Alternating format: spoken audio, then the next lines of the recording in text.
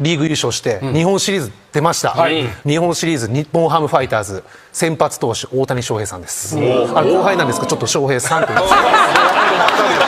気持ちわかる気持ちわかる。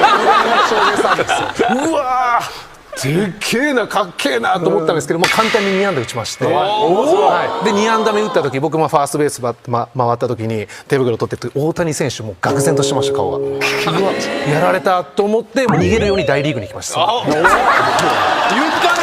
それが活躍につながってるんじゃないかな。でもこれ言ったら、大谷翔平いるじゃないですか、ダルビッシュ有さんいるじゃないですか、担当スカウト僕の父なんですよ。そうだな。僕ちょっと日本国民からもうちょっといいんじゃないかなと思ってるんですけど。めちゃめちゃお父さんいい選手取ってるの息子がなバナナボート感じ悪いわ。すごい驚きの事実ですね。